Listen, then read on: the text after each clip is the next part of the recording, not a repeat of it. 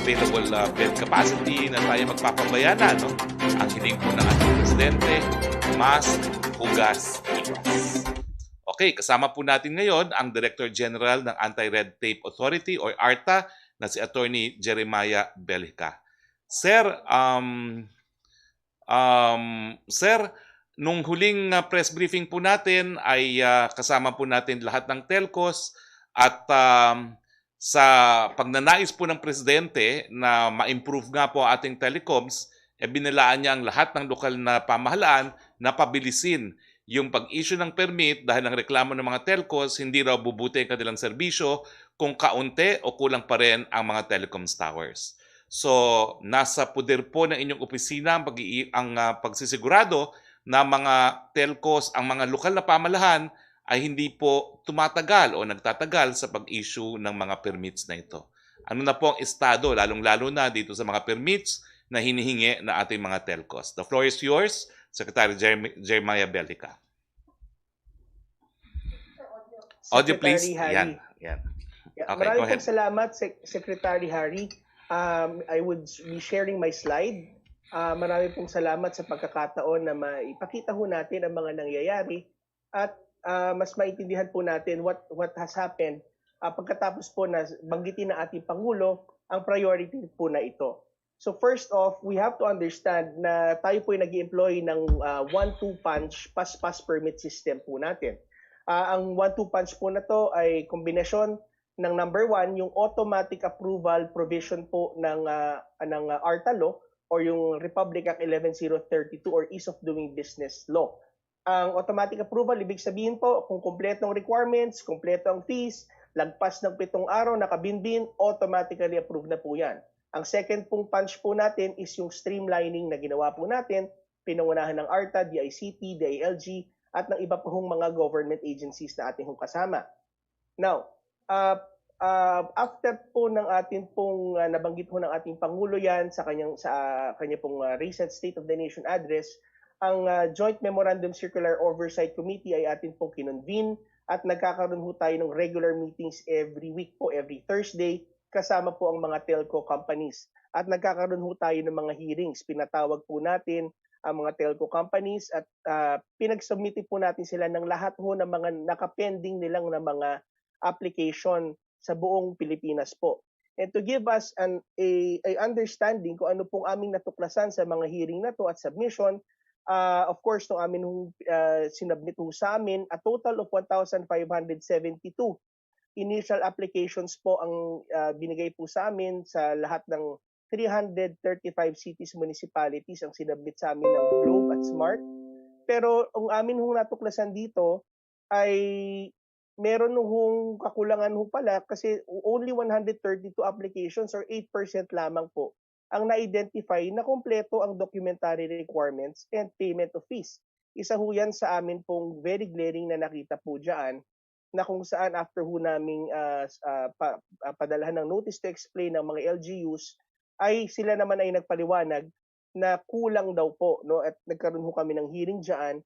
And at on the other side, para balansihin naman po ang nakita naman po ng mga telecoms ay hindi raw ho sila nakakapagbayad dahil hindi ho sila nabibigyan ng order of payment.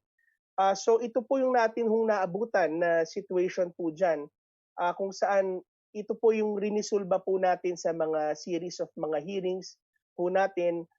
In other words, ang telco companies ho ay kinumply nila yung kanilang mga requirements na kulang at ang mga LGUs naman ay inilabas po yung kanilang mga order of payments na sinasabi hong kinakailangan.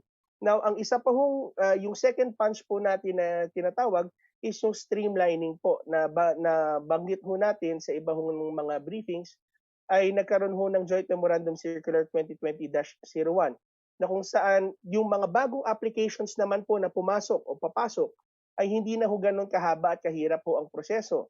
So dati ay 13 permits, ngayon ay 8 from 86 requirements, 35 from a time of 241 ay 16 days na lamang po ang inaabot. Kaya ho ang resulta po na to ay ang napakadami pong mga permits na lumabas po. Galing po itong datos na ito sa atin pong mga kasamahan sa private sectors. sa pakikipagtulungan din po ng mga LGUs at mga national government agencies, there is almost 10,000 total permits na lumabas. Ito pong mga permits na to ay combination na rin po ito ng mga application for towers at gayon din po yung sa mga cable, yung sa mga fiber optics dahil ho accordingly rin po ay sinutulungan na rin po natin ang mga companies na ito sa kanila pong problema sa pagpoproseso ng kanilang mga permits po sa mga cable, sa mga fiber optics. Now, kung ano hong ginawa ho natin, na-achieve po natin dito po sa telecommunication sector ay through the program ni Himaya ay kalinsunod sa utos po ng ating Pangulo na paiksiin, pabilisin ang proseso. Ito rin ho ang ating hong ginagawang kasalukuyan sa logistics sector, socialized housing sector, sa food and pharma and sa power and energy sa tulong na rin po ng Energy Virtual One-Stop Shop. So by January po, we expect the logistics sector ay makita rin ho natin ang dramatic na streamlining dyan po sa mga sektor na atin hong nakasunod rin po. Now, ways forward po, ang atin pong mga napag-agrihan sa amin pong mga meetings nung ating joint oversight committee po ay mag-i-issue ho kami ng supplemental guidelines to harmonize ang provisions po ng Bayanihan 2 at ang Joint Memorandum Circular para sa guidance po ng mga government ng mga LGUs, ang pagpapatuloy na monitoring at compliance ng mga ahensya sa mga prescribed processing times na nakikita ho natin na nagko-comply na po ang mga government agencies, ang patuloy na pag-assist po natin sa mga telcos sa kanilang mga pending applications, hindi lamang po ng ARTA, but ng DICT, DILG, DSUD, at ang iba pong mga government agencies. Now, ang commitment rin ho natin, patuloy po natin na meron pa hong ibang mga areas for improvement na ginagawa po tayo. Ang DPWH ay mag-i-issue po sila ng amendment ng DO number 73 series of 2014. Ito po in relation doon ho sa right of way sa mga national roads para sa mga post, cables at mobile service providers. Sa ngayon ho kasi ay pinagbabawal yan, subalit magkakaroon ho ng paglilinaw para ho ito ay makatulong at magkaroon po ng mga proyekto gamit po ang mga right of ways. Also, ang DOH, FDA, DICT, DSUD ay magkukonduct rin po ng extensive targeted information dissemination sa mga forums regarding sa health implications, yung mga radiation at mga cybersecurity concerns respective naman po sa mga homeowners association. Ngayon, nais ko na paalala na ang reform train against red tape is really on the move and it's gaining momentum. On it are the hopes of the people, and let us work together for a smarter initiative and better Philippines sa pamamagitan po ng pangunguna ng ating Pangulo at ng ating pong sabayanan ay we are seeing na ang pagbilis po ng permit ay napipinto na po at by next year, we hope na mas madami pong mga towers pa ang itong maitatayo. Nabanggit po sa briefing that there are an additional of 5,000 towers na po ang naitayo simula po ng mga reforma po na ginawa natin. So marami pong salamat, Secretary. Oo. Panyero, two questions, no? Hindi kaya naman ang dahilan kaya hindi na kukumpleto yung mga documentary requirements, napakadaming documentary requirements. Naalala ko, pinababa na rin natin yung mga number of requirements para sa mga telecoms. At ang pangalawang tanong po, kasama ba ho sa inyong jurisdiction ang BIR? Tama po yan, Secretary. Ang sa una ho ninyong katanungan, kaya ho meron na ho tayong JMC na nagawa at nabawasan na ho ng malaki ang mga requirements at nadagdagan pa ho ang tulong ng yung tinatawag po na sa Bayanihan 2 na sinuspindi rin po yung karamihan po ng mga permits po dyan. So, hindi na rin ho problema yung napakarami at sangkatutak na mga requisitos po ngayon. Ang doon sa pangalawang katanungan po ninyo, ang BIR po ay kasama po sa atin pong jurisdiction po ang kanila pong mga processes at ang kanila pong mga sistema po dyan. Okay, maraming salamat. So buksan na po natin ang ating open forum. Simulan natin kay Yusek Roque. Good morning, Secretary. Good morning po, Attorney Belica. From Jillian Cortez po ng Business World, the 2021 national budget has been ratified by lawmakers on Wednesday. When do we expect the President to sign it? Will he sign it immediately this week, or do we expect a later timeline in case he needs to review it? As of 12 noon po, hindi pa po natatanggap ng palasyo ang supposedly copy ng 2021 budget, no. Patuloy po kami nag-aantay at ang bibigyan po natin ng kasiguraduhan bibilisan naman po ng palasyo ang pagsusuri sa budget para malaman kung mayroong mga specific line item na i-veto ang presidente. Pero siyempre po lahat yan dapat mangyari ngayon na dahil kinakailangan magkaroon tayo ng budget pagdating ng 1 ng Enero. Second question po ni Jillian Cortez, Dangerous Drugs Board Chairman Catalino Cuy said that making the Philippines drug-free by the time the president's term ends in 2022 is not longer a realistic goal. What can the palace say about this, since this was the campaign promise of the president who promised to eradicate drugs in 6 months? What can he still promise now that 4 years have gone by? Sa korte po, ang sasabihin ko, objection, misleading, Yusek. Kasi hindi po yun ang sinabi ni Yusek Cuy. Ang sinabi po niya, yan pa rin po ang ating goal na maging drug-free ang Pilipinas by 2022.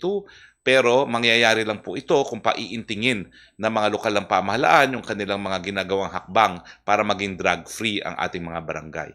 Sa ngayon po, ang mabuting balita, out of 42,045 barangays, 20,538 na po ang drug-free. At kampante pa rin po tayo kung makipagtulungan po talaga ang lokal na pamahalaan na yung natitirang 14,308 barangays ay magiging drug-free pa rin pagdating po ng pagtapos ng termino ng ating presidente. Thank you, Secretary. Melo Acuña, please. Thank you, Yusek.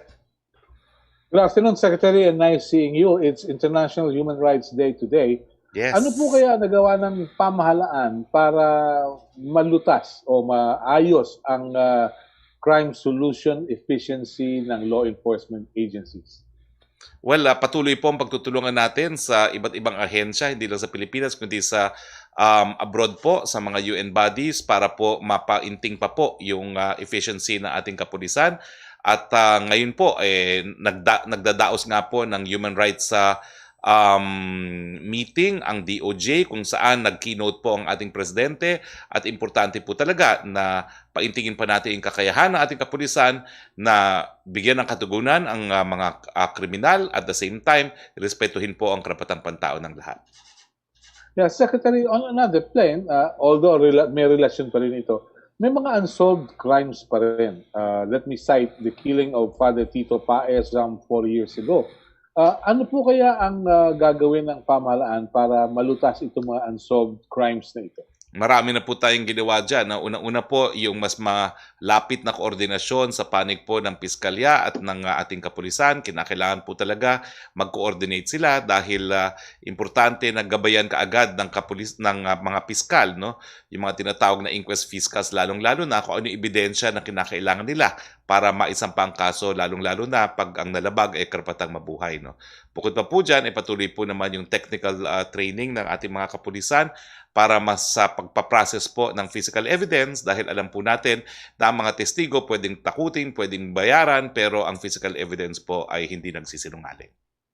Salamat po. Para po sa ating panauhin mula sa ARTA kay Director General, matanong ko lamang po, ano po yung naging impact ng COVID-19 sa delivery ng basic services ng pamahalaan? Sapagkat ayon po sa tugon sa akin ng Civil Service Commission, bagaman merong work from home strategy at merong alternative work arrangements, meron pa ring impact ito sa serbisyo. Kayo po ba may nakikitang negative impact sa efficiency ng ating government employees? Thank you.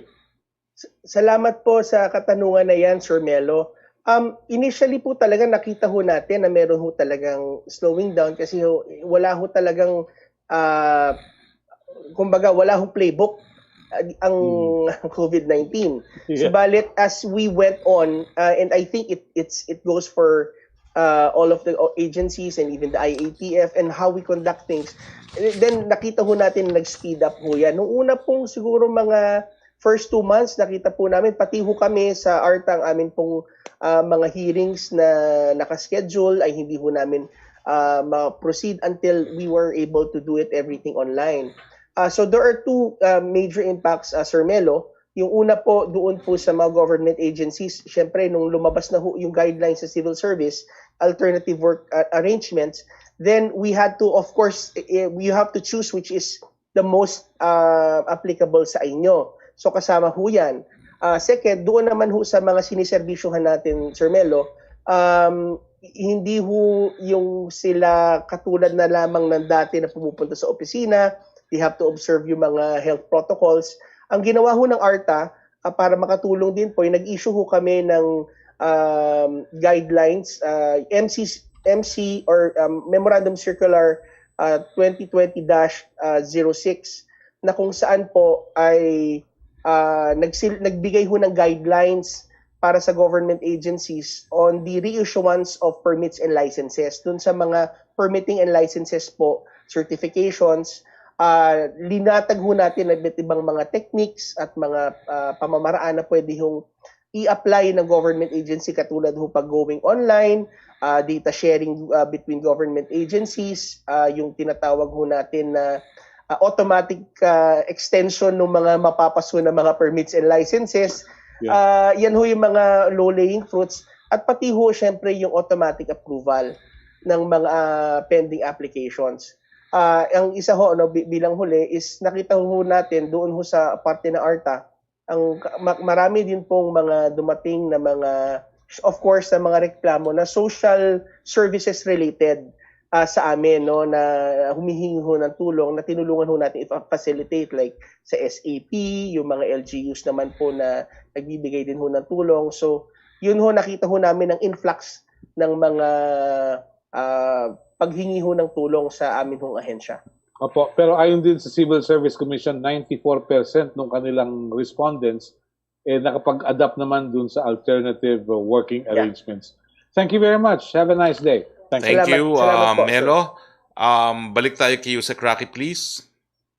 Yes, thank you, Secretary. Question from Rose Novedari of Hataw. Gaano daw po katotoo na papalitan sa pwesto ni DOJ Assistant Secretary Yap si Immigration Commissioner Morente? Nako, no information po. I cannot comment.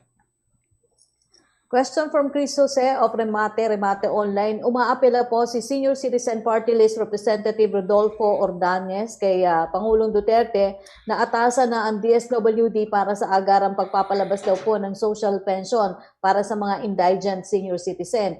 Ang hirit po ng kongresista ay ngayon sanang Kapaskuhan ay matatanggap na ng mga senior citizen ang kanilang social pension mula July hanggang December 2020.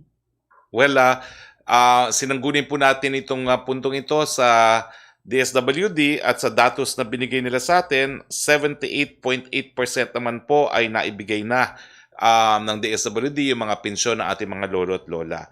Nakabigay na po sila ng pensyon sa 2,973,736 senior citizens as of second semester of 2020 at ang halagang na-disburse po ay mahigit pa po sa 8.9 billion. So talaga pong meron lang pong konting delay kasi hindi naman po pwedeng magtipon-tipon po ang mga seniors sa pagtanggap ng kanilang mga pension galing po sa DSWD. So hayaan nyo po, tataasan po natin yung porsyentong yan habang patapos po ang taon. Question from Pia Gutierrez of ABS-CBN. So far daw po that the DOT has been flagging social mass gathering in tourist spots after the fact. How can the government better implement health protocols now that the tourism industry is slowly opening up? Well, una-una po, umaapela po tayo sa ating mga kababayan. Talaga pong ang tanging paraan para mapatupad itong lahat ng mga minimum health protocols ay ang pagsunod ng lahat ng mga Pilipino. Kaya po natin binubuksan ng turismo, napakadami na pong nagugutom sa sektor na yan. Pero hindi po ibig sabihin, babaliwalain na natin yung mga napatunayan ng pamamaraan para mapabagal po ang pagkalat ng COVID-19. Mask, hugas, iwas. Doon po sa nakita ko rin sa Baguio, nagbukas po sila ng isang parang open market dyan po sa Session Road na mukha naman po epektibo ang pagso-social distancing. Ito po ay nakamit siguro ng Baguio dahil na rin sa disiplina ng mga taga Baguio at saka mas maraming pulis po nagpapatupad ng social distancing. Thank you, Secretary. Maraming salamat. Trish Tirada, please. Hi, good afternoon, Secretary. Sir, nakita na po ba ng Pangulo yung report ng telcos and ng NTC, at least yung naging briefing last time? And may we know his reaction? And at the same time, moving forward, is he still keen on shutting down any network? Well, the next scheduled opportunity I will see the President is this afternoon, no? So, I have no idea po kung talagang nakita niya yung report, but I'm confident that the President actually monitors our press briefings regularly. Sir, yung NTC noted that other countries are faring well in terms of internet speed ranking because the government themselves spend for infrastructure. Yung ibang government, sila yung nagko-control talaga sa kanilang networks. So looking back, sir, do you think December was a fair deadline? And considering, sir, yung naging assessment and nabanggit po ng NTC about yung sa participation ng government in other countries, is Malacañang keen or the President keen on adding a budget to DICT para masuportahan po yung pagtatayo ng infrastructures on improving the signal po? Alam ko po na nagkaroon na rin po tayo ng budget para sa national broadband, no? Pero meron po tayong pulisiya na pinasa ng Kongreso na nagsasabi na talagang ang pag-unlad ng telecoms industry ay idinalagay natin sa kamay ng mga pribadong kumpanya, no? Dahil tayo nga po ay nag-liberalize, hindi lang po sa kuryente, kundi na rin sa telecoms, no? So, well, bagamat, ang sabi ko nga po is nasa pipeline na po yung NBN na bubuhayin muli, no? Naging controversial po yan dahil dun sa tinatawag na tongpats nung nakalipas, no? Pero ngayon naman po siguro, sisiguraduhin ng Presidente walang tongpats yan, makakatulong po yan, bagamat I personally have serious questions kung yan po ang solusyon dahil ng mga panahon ng NBN ZTE, isa sa mga sinasabi nga natin is dahil nga po sa bilis ng pagbago ng teknolohiya, mas mabuting nasa kamay nga po ng mga pribadong sektor itong broadband network, no? Dahil sila ay makaka-adjust, samantalang kapag gobyerno naglagay niyan, static, no? So, pababayaan ko na po muna yan sa ating mga mambabatas because they are the policy makers of the country. So what is the ideal ranking for Malacañang, for the Philippines in terms of... Well, sa akin po, talagang tinitignan ko yung mga bansa na kapareho nating na ekonomiya, kapareho ng ating pag-unlad ng ekonomiya, at yan po ay Vietnam at saka ang Thailand. So ang Vietnam po ay nasa 18, ang Thailand ay nasa 16, pero parang mahirap pong tanggapin na nauna pa sa atin ang Laos, no? Nauna pa sa atin ang Myanmar. Wag naman po. Kaya nga po tama rin na bastunin pa rin ng Presidente mga telecoms, no? Dahil hindi naman po pwede na hindi na nga namin sinulat dyan na pati ang Myanmar nauna pa sa atin, no? Ang katotohanan, nauna lang tayo sa Indonesia at saka sa Timor-Leste. And that's not something that we should be proud of.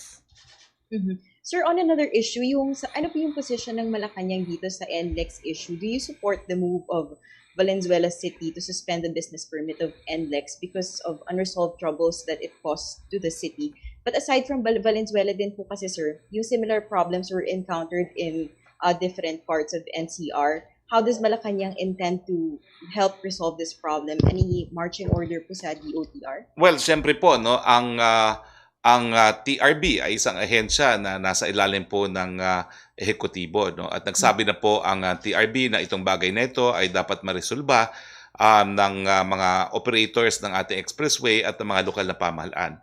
Hindi naman po natin po pwedeng ipagkait sa mga lokal na pamahalaan yung kanilang jurisdiction na mag-issue ng business permits, no? Dahil yan po ay nasa batas din, nasa local government code at kasama po sa konsepto ng local autonomy na kabahagi rin po ng ating saligang batas. But at the same time, kinakailangan din nilang isipin na babalansahin natin to dahil yung mga proyekto na gaya ng expressways na dinevelop po ng mga pribadong sektor, baka mamaya ma-turn off mga future investors kung palaging mangyayari ito.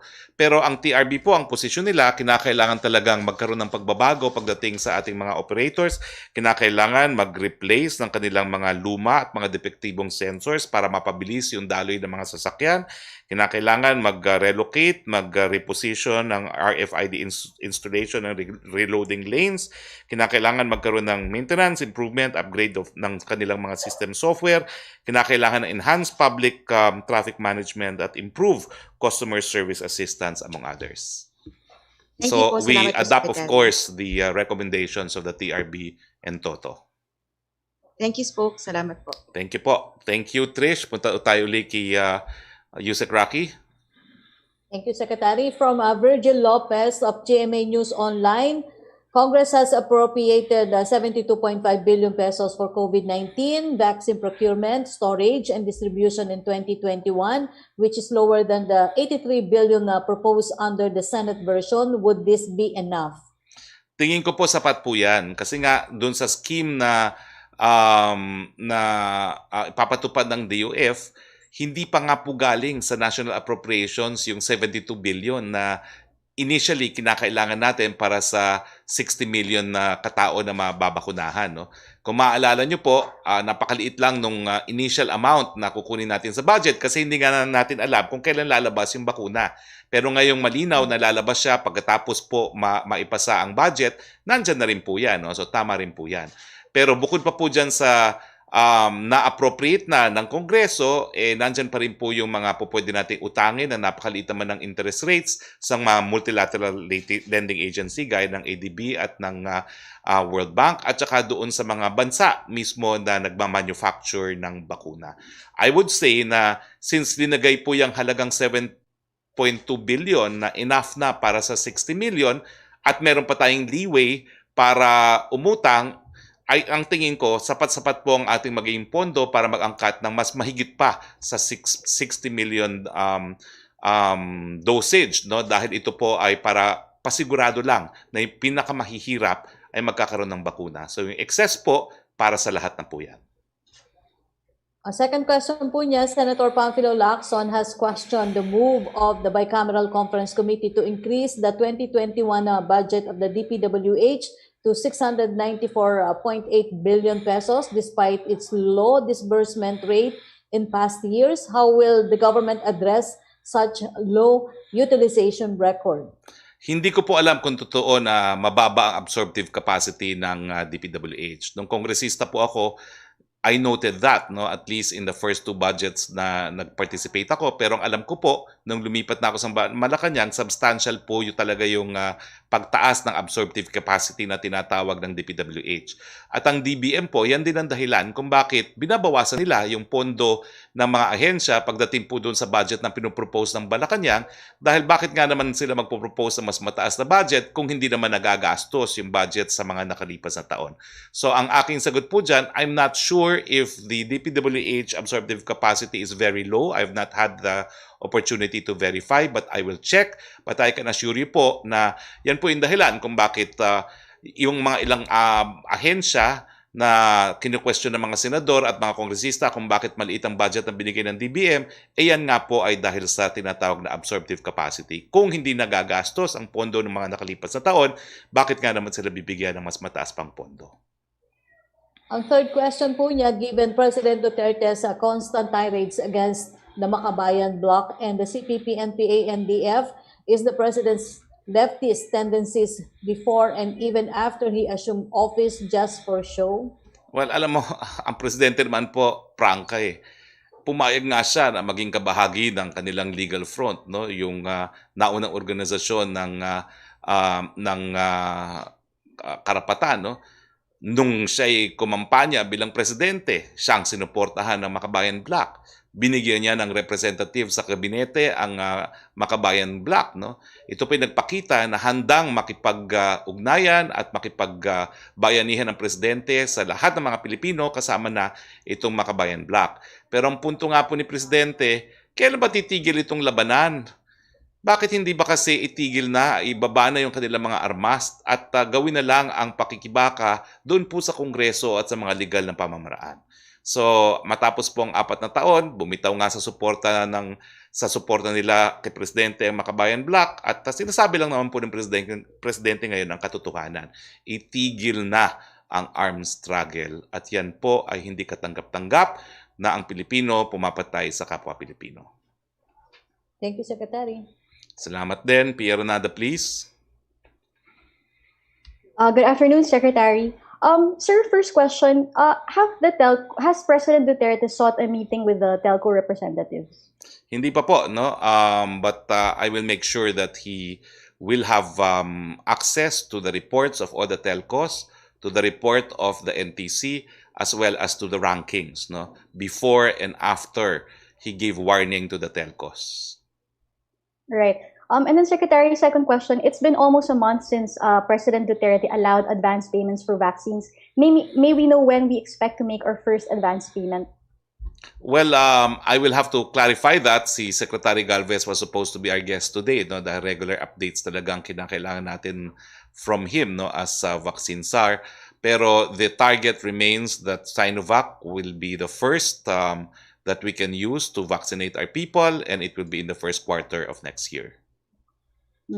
So, sir, it's a sure thing that Sinovac will be the first vaccine to be approved? That's in the timeline of the vaccine czar.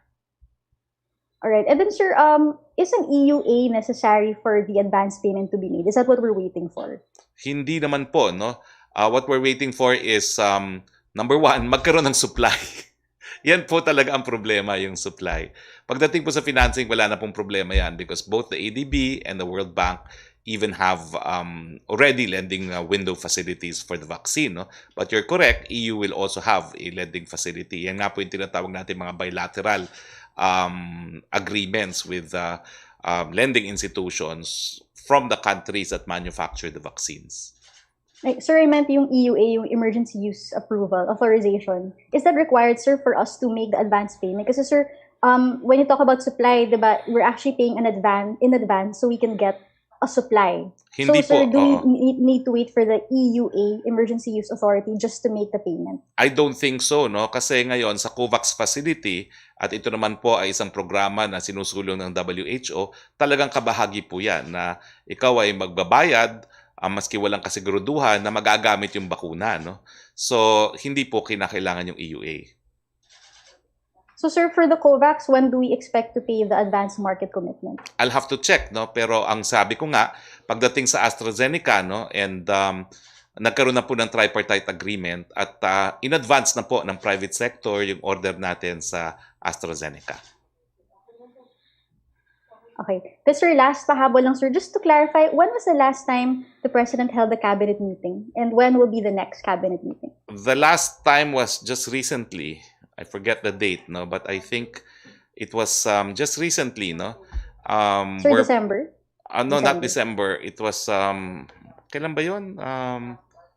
Hindi ko alam kung November or October yung last time, no? Full cabinet meeting.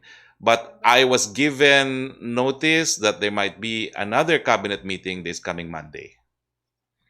All right. Sir, how come hindi na po regular yung cabinet meetings? It used to be every month.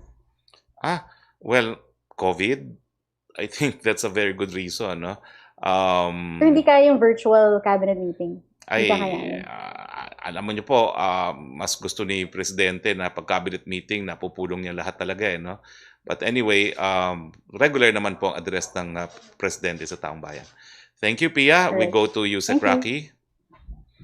Sa Secretary, nag-follow up lang po si Same Denilla ng Business Mirror about sa budget kasi na-ratify na nga daw po. Kung nasubmit na daw po ito sa Office of the President, if no, may commitment kaya ang Congress kung kailan nila ito isasubmit? I will have to repeat what I already said. No? As of 12 noon, bago magsimula ang press briefing, chineko po, wala pa pong natatanggap ang Office of the President. Opo, ang question pa rin po ni Same Denilla, dahil sa nasabing development, is Malacañang daw po already sure the 2021 national budget will be passed on time? We will take all steps necessary para maging batas po ito on time, pero hindi po sasakripisyo o isusurrender ng palasyo, ng presidente, yung kanyang kapangyarihan na pag-aralan ng budget at siguraduhin na walang dapat na item ng appropriation na dapat ma-veto. So the president will still exercise his power of review and his power of line veto. Opo, may pahabol lang po si Ace Romero. How will the bribery allegations against Sinovac affect the government's plan to buy vaccine? Closest doses from the Chinese firm. Is the government concerned given given the accusations involve alleged bribery of regulators? Well, consistent po tayo na papayagan lang natin magamit ang mga bakuna na napatunayan ng ligtas at mabisa laban sa COVID-19. Buong buo po ang tiwala ni Presidente kay Dr. Domingo. So pagdating po dyan sa mga allegations on bribery, tingin ko po hindi mangyayari yan sa Pilipinas. Thank you, Secretary. Thank you, Yusek. Joseph Morong, please. Sir, good afternoon. Sir, sa vaccine, no, status check tayo. And I asked this question in the context of news na yung Canada will also have Pfizer and they will start distributing this. Tapos yung mga Indonesia is ready to receive yung deliveries. Status check tayo, sir. What vaccines ang meron na tayong signed commitment for delivery? And how many doses are those? And kailan yung pag-deliver? So far, ang alam natin yung AstraZeneca has committed to 2.6 billion doses, no? 2.5 ata. And Sinovac, you more. said. Oo. Well, so Status far, check, ang alam ko po is Sinovac. Hindi ko po dala yung ating timeline, pero sa susunod, dadaling ko po. Pero ang punto lang is, pagdating po ng first quarter, magsisimula na rin po tayo ng pagbabakuna. And that is possible because we've signed a document with Sinovac, or these are just verbal negotiations? Napakahirap sagutin po yan kasi mayroong mga non-disclosure agreements, no? Ang sabi ko nga kay Sec Galvez, bagamat hindi ko naman siya paghihimasukan, gusto ko makita yung mga NDUs na napirmahan na natin para alam ko rin kung anong po pwede kong sagutin at hindi po pwedeng sagutin, no? So let me first review the NDUs and then I will answer, no? As a lawyer. Pero siguro ayaw ko namang na mawalan pa tayo ng bakuna dahil kung ano-ano mga sinasabi natin dito sa press briefing, no? So let me review first the individual non-disclosure agreements that we have signed. All right. So far, sir, it's safe to say that ang sure natin na may bakuna tayo will come from Sinovac and AstraZeneca. Sinovac, no amount yet, no? So, I think we are also sir, sure because the agreement with Pfizer was brokered by the DFA, no less than Secretary Locsin and Secretary Pompeo. But Pfizer will come in the second and the third quarter. So tatlo, sir, no? At least the signed, sealed, delivered, will be delivered. Yes. Okay. Sir, be honest, nahihirapan ba tayo, sir, to procure? Hindi naman ako nagsisinungaling ever. Hindi naman tayo nahihirapan. Kaya lang, katotohanan, syempre, mga mas mayayamang bansa, kinorner na lang yung supply. Pero meron naman tayong mga pamamaraan. At hindi naman po katanggap kay Presidente na hindi tayo magkakabakuna dahil siya nga yung parang kauna-unahang leader sa buong daigdig na sinasabing nandyan ang bakuna, no? At matatapos na itong pandemyang ito. And I think Secretary Galvez will take the cue from the President to do anything and everything that is necessary para magkaroon ng bakuna ang mga Pilipino. Sir, ito po ay question ni Tina Mendez. So this is a charge against her allowed number of questions. Sir, nagpabakuna ka na raw sa Sinopharm? Ha? Nagpabakuna ka na raw, Sinopharm? Nako, hindi ko po alam kung ano yung tanong na yan. That's from Tina, sir. So that's not true? Ay, nako, hindi pa po. Okay. Sige, sir. Sir, yun na lang, last na lang. Yung sa testing. Remember in March, we had a little situation with Trish when we were asking you about the mass testing. And now it has dawned on the President na, well, mukhang ang one of the pillars against the spread of COVID is testing. First question, bakit parang belated realization on the President? And number two, is that even possible to provide free, this is according to the President's wishes and guidance, na free testing for all, no qualifiers, just free. If you want to get tested for COVID, you'll get it. Again, regardless of when the President actually realized the importance of testing, it has always been our priority in the IATF and by the vaccine SAR, which explains why isa tayo sa pinakamataas na testing rate ngayon, no? Hindi lang capacity, kundi rate. So actually, I think that question is smooth and academic kasi nangunguna na tayo ngayon sa daigdig pagdating sa actual testing conducted, no? At yung pangalawang question mo ay, ano yung pangalawang question mo? Possible ba yan, sir? Kasi ang lagi po narinig sa inyo is PhilHealth, no? Sa ngayon naman, PhilHealth talaga eh. Sa ngayon, PhilHealth ang nagbabayad, no? Yan naman po ay kabahagi kasi nung ating batas na sinulong, Universal Healthcare, na kasama po sa Universal Healthcare yung diagnostic, no?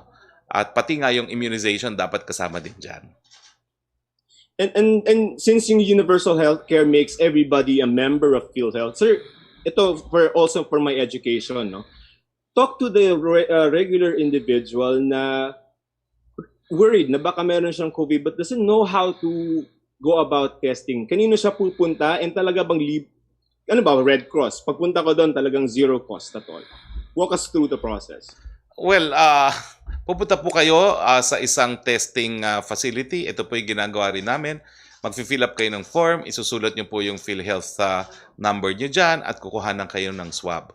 At pagdating po sa Red Cross, depende po kasi yan sisingilin nila kung donated o hindi donated ang machines at saka ang kanilang ano tawag doon, yung testing kit, no? Pero sa tingin ko po dapat wala ng bayad dahil yung binabayad naman po ng Red Cross ay ng PhilHealth ay pasok po doon sa costing ng Red Cross except kung hihingi kayo ng certification, baka yung certification dapat po bayaran.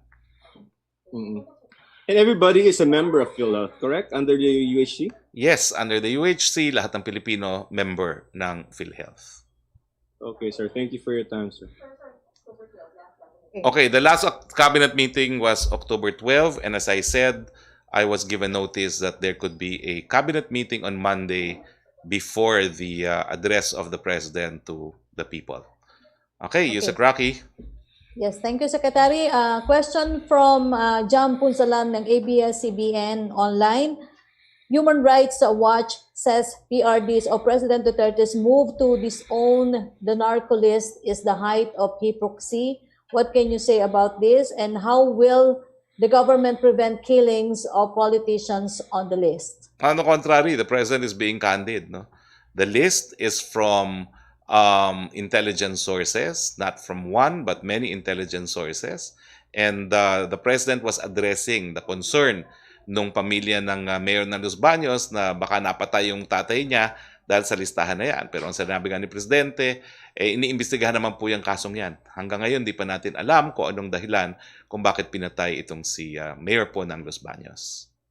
Second question po ni Jam Punsalan, on International Human Rights Day, former CHR Chair Eta Rosales said President Duterte is the single biggest enemy of human rights in the country. How is the government addressing this and boosting human rights efforts? Alam mo, matagal ko nang nakasama si Chair Eta. Lahat naman ng presidente sinasabihan niya ng mga human rights advocates. And the reason is they want to prompt government to still improve their level of compliance with human rights law. The moment human rights organizations cease to castigate governments for their alleged violations of human rights is the time when we have less effective human rights organizations. So talagang trabaho po yan ng mga human rights defenders to call attention of government. Opo, Secretary, may pahabol na tanong si Virgil Lopez ng GMA. Ano daw po ang magiging agenda ng cabinet meeting sa Lunes? Kakasabi ka lang po sa akin na meron kaya hindi ko pa po nakikita agenda. Hayaan nyo po, bago naman mag-cabinet meeting sa Monday, mauuna po yung ating press briefing, so sasabihin ko po kung ano yung agenda. Thank you, Secretary. Thank you po. Okay, so wala na po tayong mga katanungan. Dahil wala na po tayong katanungan and because meron po akong isang affair where I will be representing the President, kinakailangan po nating tapusin ng mas maaga ang ating press briefing. No? Nagpapasalamat po kami sa ating mga kasama sa Malacañang Press Corps, kay Yusek Roque, and I'd like to recognize our guest today from the Philippine Alliance of Educators, my fellow professors and educators, Dr. Abigail Ignacio, my most beautiful aunt, Dr. Romeo Fernandez, Dr. Virginia Gavanes, Dr. Narisa David, Dr. Don Brabante, and Dr. Liza Brabante. Maraming salamat kay Attorney Belica of the Anti-Red Tape Commission. And maraming salamat po sa inyong lahat sa inyong patuloy na pagsubaybay sa ating press briefing.